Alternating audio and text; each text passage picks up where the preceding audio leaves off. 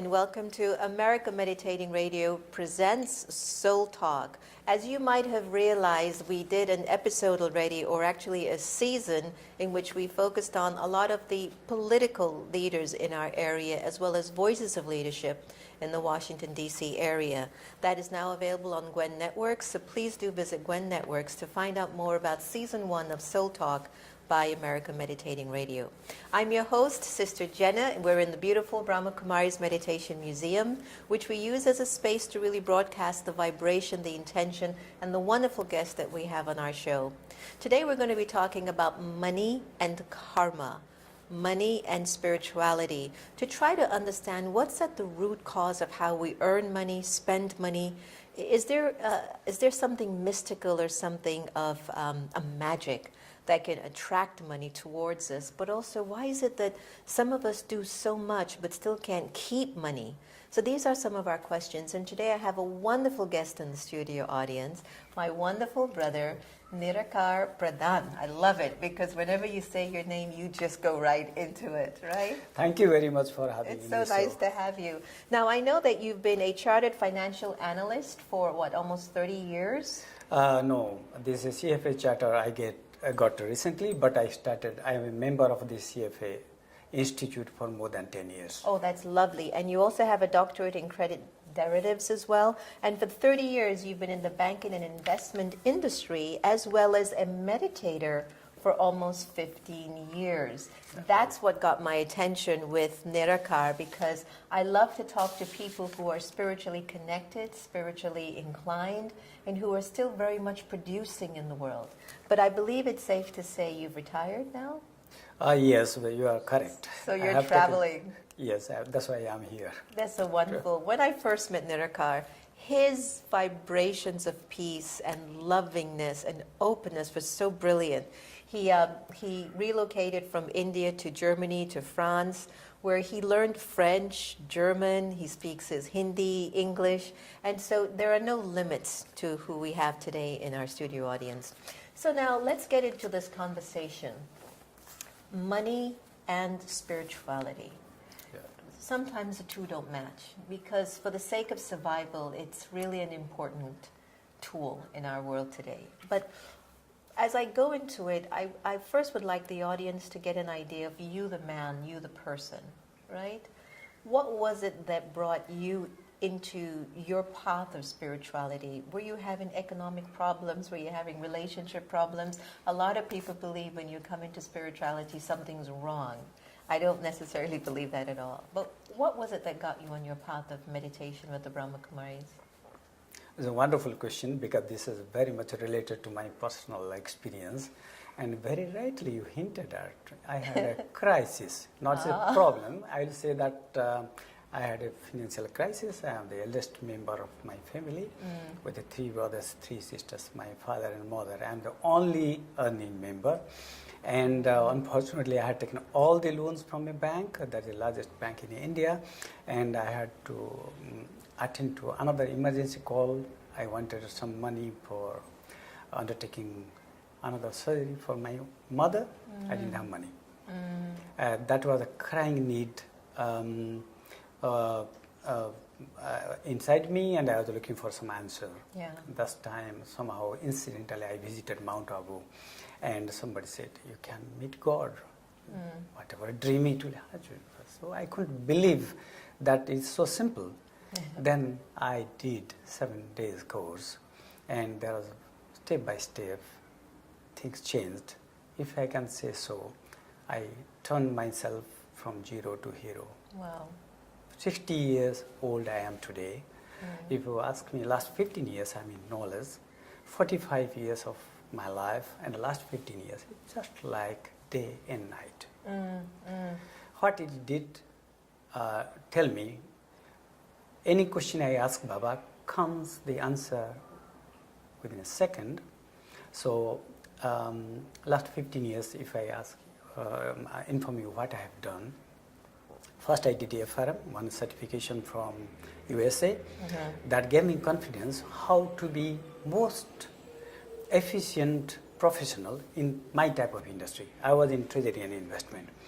I become so efficient. Just to tell wow. you, it was a record profit. It was in 2002. I achieved record profit for my company, which is more than 100%. Means Wow. I doubled the money within 1 year, and naturally the company rewarded me with a posting in Frankfurt. That's a foreign posting for a That is person so who is in great. India.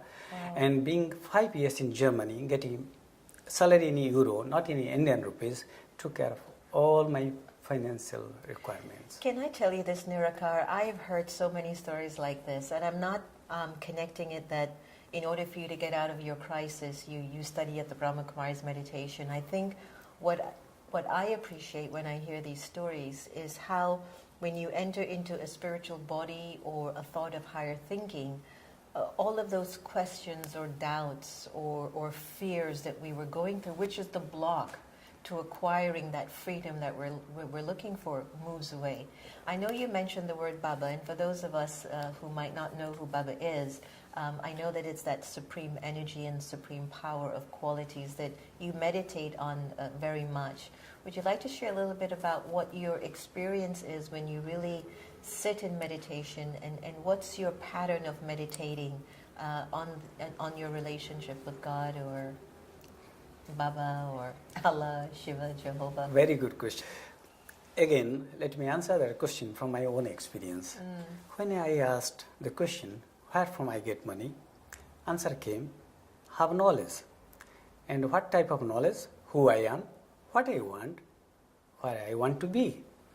And I found the brilliant ideas. Before I had fear, I have all negative emotion that blocked my clear thinking. Yes. Now I have a clarity. I want to be more, knowledge means again who I am, the spiritual knowledge, and where I am and where I want to be.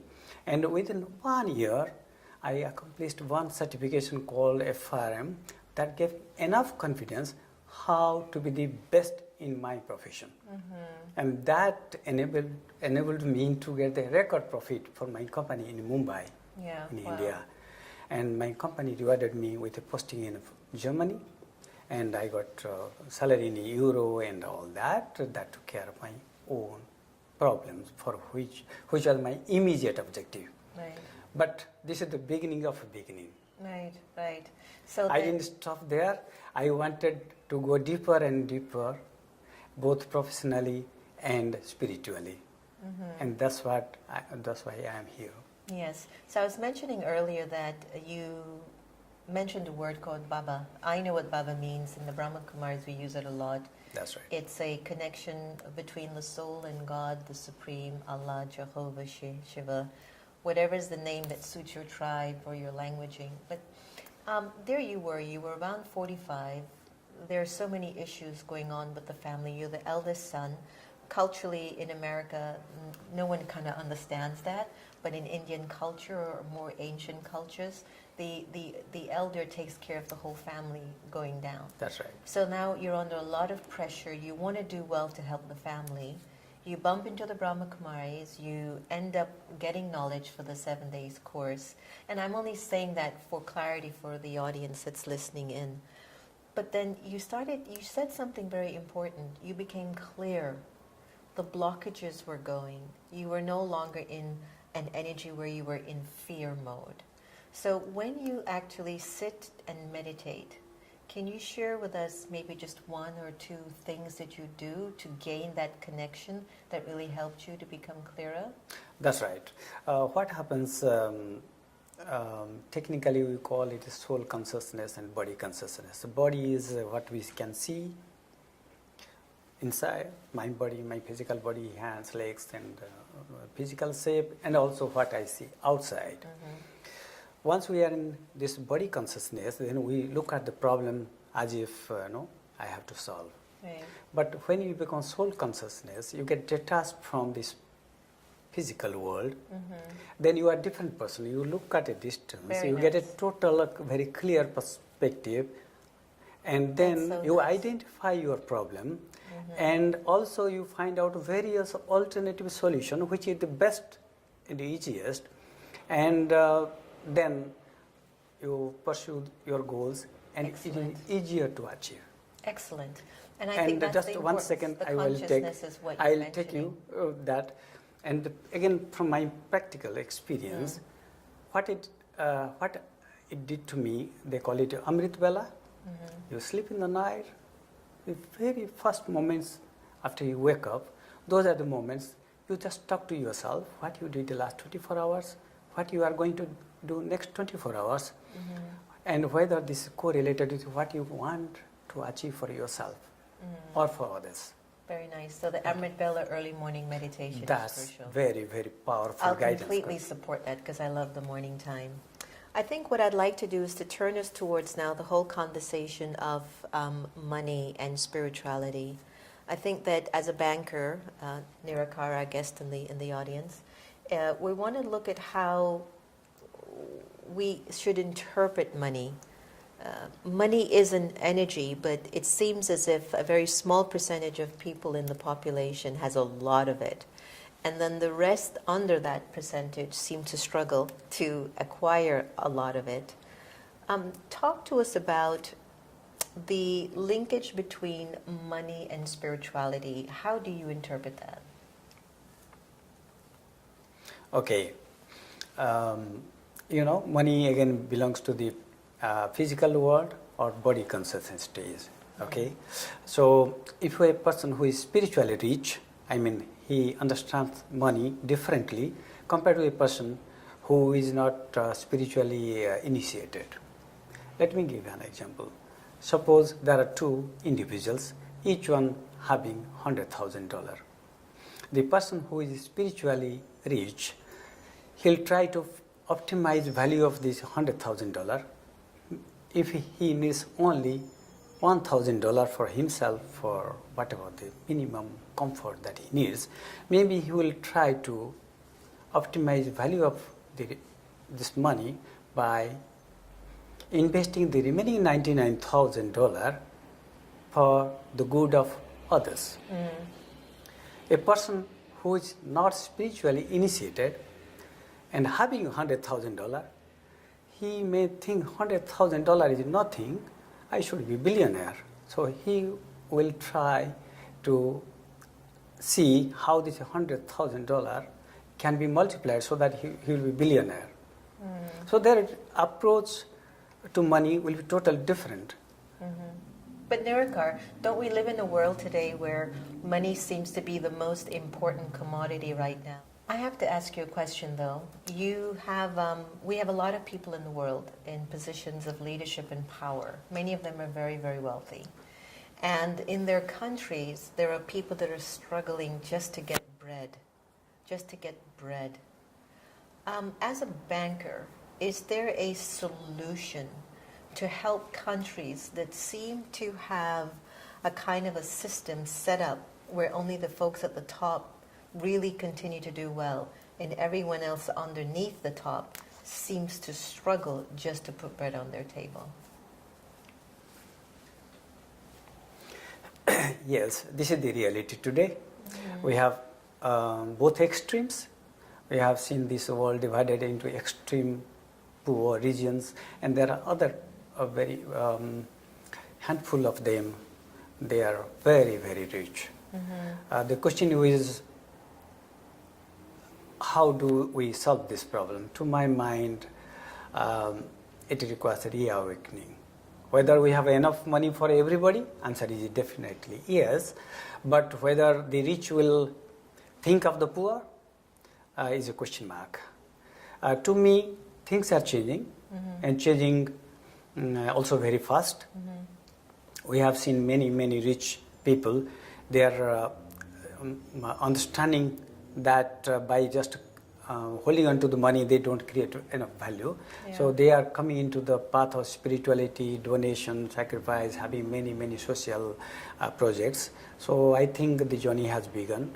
Now coming to the other part of answering the question, money. Yes, every one of us, we want broadly three things: health, wealth, and happiness. Without any money, probably I'll not be happy because I don't have money to spend for my living or for my health. Okay, we need health, wealth, and happiness. The best way to earn health, wealth, and happiness when I care for not only for myself, my health, And I care for others. my wealth, and my happiness. In case I have enough for me, immediately I think of others. And that is the world we want to be.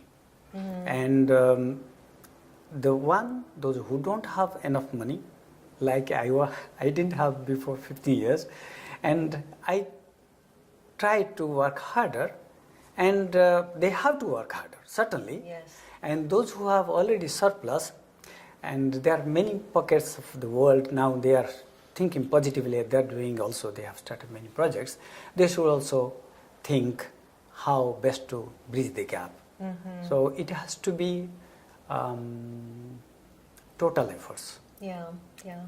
You know, because for the culture, let's say our brothers and sisters that perhaps even earn just $2 a day, can you talk to them about banking? Can you talk to them about investments when their primary focus is just for survival? And I know that Prime Minister Modi has been doing a lot of good work to see how best he can elevate those in India particularly who are under more the poorer class structure. Have you any knowledge about some of the implementations that Prime Minister Modi is doing right now? This is a very, very good question. Thank you. You know what happened last week?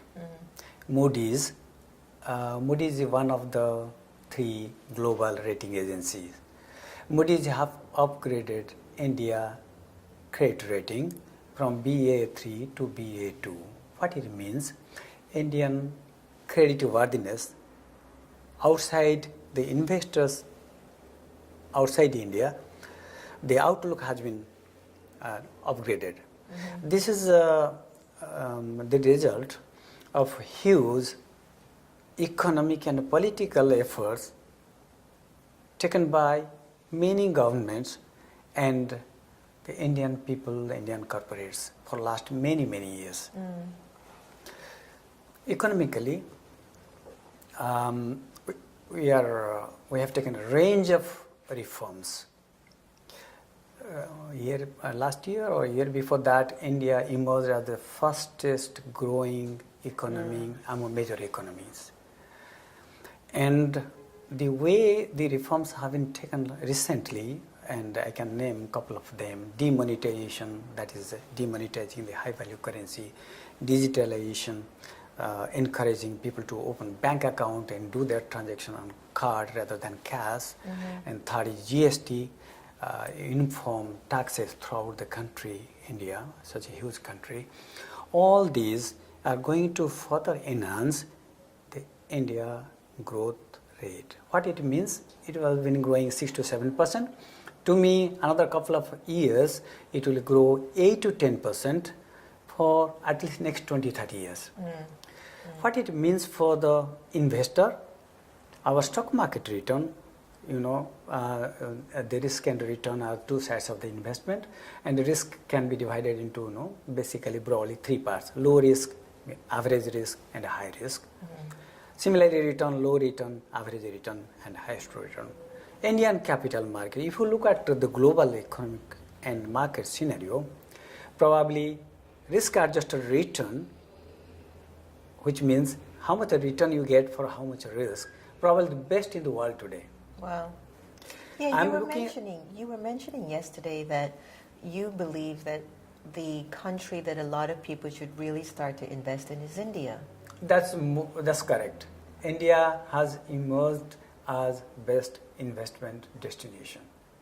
Overall, Asia will be they call it Asia will be the growth engine for 21st century. Asia belongs to 21st century. Among Asian country, and probably India either will be one of the best. Okay. Now, what is there for the investor?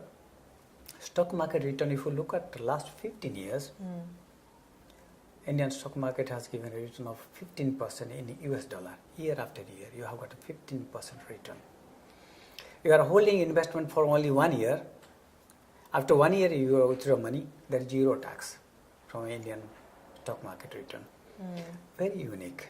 Yeah, And indeed. when looking at the future, next 10, 20 years, because of all the measures that our governments have taken, the things happening in India, I'm looking at slightly higher return. There's 15% return last 15 years. Let me tell you, this is the highest in the world. So this is unique opportunities for investors, both inside India, domestic investor, and outside India. How do you do the investment in India? Yes. Government has simplified the procedure. You can do here outside India. You can go for India focused mutual fund, or even you can open account inside India as a foreign individual, or as a foreign portfolio manager. You are allowed to open account in India. So to take advantage of this unique opportunity, I would recommend our investors, those who are interested, they should have a look at the India. But having that, let me just put a word of caution. Investment is a very specialized subject, so it's better to cross-check with your own financial advisor before taking investment decision. Sure, I agree with that. Before we come to a close, you mentioned something that I thought was really important for me. The importance of consciousness when earning money and spending money. You mentioned that there are certain people who actually will earn it for themselves only, and then there are certain folks who will earn it and feel like, I don't need much to live on, but let me just create an abundance to serve the lives of others. You've done that. In the last 15 years, it's become even more important for you to be more of charity than ever before. What advice would you offer someone who is financially comfortable and is really looking at seeing how they can create what we would call good karma with money? Excellent question again. You know, two things comes to my mind. Man is a social animal, which means minus social objective, man is an animal. Number one. And number two, everybody wants health, wealth, and happiness. So the question is whether I can be wealthy or rich without the society being rich. Can I be healthy without my society or environment being healthy? Yeah. Can I be happy when the whole world is unhappy? To me, answer clearly is no. No. So if I have some money and I'm looking for investment to optimize money for my good and the others' good, and the concept which is buzzing around is called SRI, which is socially responsible investing. To me, if you are investing yourself, you are making a business and you are making profit, that's your own investment, or you invest in another corporate. Corporate entity is just like another individual. So the way the corporate conducts its business, that has to be looked at. That stood out very strong for me because you were very, very clear that it's important that we invest in companies that are socially responsible Absolutely. and environmentally responsible. And you tend to find that lots of companies that are into quick money might not necessarily be that Absolutely. responsible to the environment. Absolutely. Those type of money making, those type of health is not sustainable on a long run. We have seen many such companies come and they have a lot of profit, and over years they have become bankrupt. Yes, I agree with that. So as a responsible human being, I should see not only how I optimize my wealth, my health, and my happiness, really how do I optimize my contribution towards creation of a healthy and wealthy and happy society. Wonderful point to close on. I guess I should call you Dr. Nirakar, Pradhan. Thank you so much for joining us today. So today, everyone, we really talked a lot about, the responsibility of money, the spiritual connection to money, and I hope also we were able to communicate the fact that there are sort of low areas of investment, but also high areas of investment, and the importance of it being low risk, high risk. There is always a risk, but also to check the return, but also your attitude, your intention, your consciousness in where you choose to invest your money. But what came out very clear to me with Dr. Pradhan's sharing is you might have to work a lot harder if you're not in the top tier group of real economic abundance. And so that means to me that my integrity, my faith, my courage, my ability to want to help humanity, to keep pushing in, pushing in, pushing in, and doing as much as I can, not just because I need money, but because I'm passionate to be of service. I'm passionate to share. There's something that I feel is a gift to me from the divine, and that's where I'm working from. So if you're having a real challenging time economically, Nirakar, what he did, he ended up in meditation and it cleared a lot of his cobwebs. And of course, I'm a strong supporter of meditation. But do believe that if it's tough, please don't give up. Please don't wait for your government. Please don't wait for a relative to give you money to get out of the hole. You have to get up and work 50 times harder than the regular guy. It's just what it is. Don't take any time or spiritual energy in complaining and arguing why the system is set up that way. It just is. It just is. But it will change. And so in order for you to get out the hole, again, 50 times working harder, invest in things that are really sustainable, socially responsible, and cares more for the other man, just other than just for the self. And if it comes to the point of just the sake of survival, make sure you keep telling your consciousness and intention, it's just that I need bread for my family, but this is not what I'm going to do for the rest of my life. In other words, clear out your cobwebs in your mind, clear out the cobwebs in the soul, and let's really become abundant internally and externally. I hope you've enjoyed our conversation today on money and spirituality on the America Meditating Soul Talk series. Take care, everyone, and keep in touch.